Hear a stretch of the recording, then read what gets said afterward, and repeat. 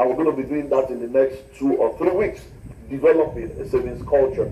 You know what you're going to do right now? I want you to call your friends, send out a text, send out a BB, go on WhatsApp and spread it out and tell them that the Common Sense Guru is back on air, ready to share something that will help your life.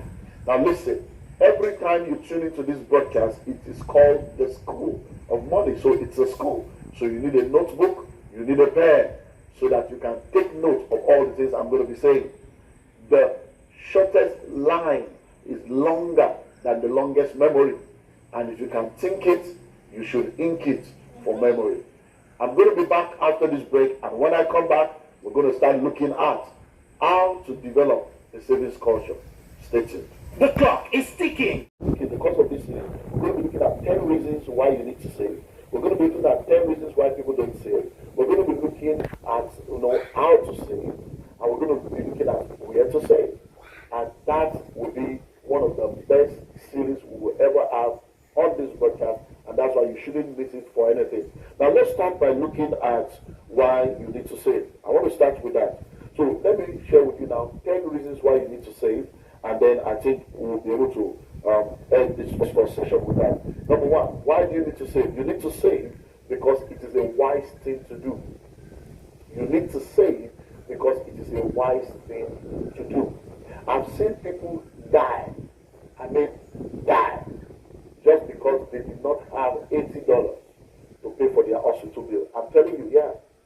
You may be listening to me and you're like, hello, how can people not have $80? Listen, I've seen people impregnate their wives, and 9 months later, even though they have 9 months notice, they are supposed to be delivering a baby, and they don't have $65 to pay for the hospital bill of delivery. Yes. And they are 9 months later, so you're asking yourself, how can somebody spend 9 months and they don't have ordinary $65? That's why you need to save. Because it's not everybody that has the wisdom of savings. So it is the wisest thing to do. If you don't save regularly, that means that you are not operating in wisdom. So why do you need to save? You need to save because it is the wise thing to do. If you are listening to me right now, you don't have any savings, you are not saved. If you are not saving money, it simply means that you are not creating the future that you desire. You can picture the future, you can desire the future, but do you know that there is nothing called tomorrow? Do you know that there is nothing called the future? Yes, today is the tomorrow you spoke about yesterday. The future never comes. There is really nothing called the future. What you call the future in your past is now called your today. Now, so the future you are talking about can only become a reality if you create that future. So creating the future is all about applying the wisdom of saving.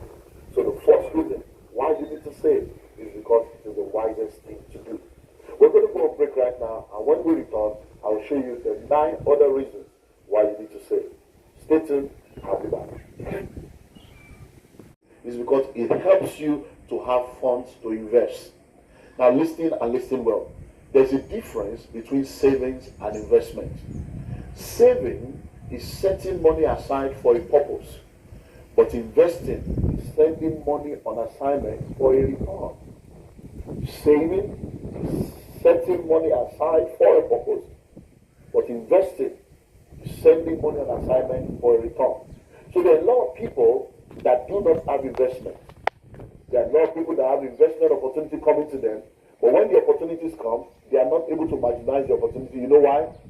They are not able to maximize the opportunity because they do not have enough money saved up that they can push into that investment.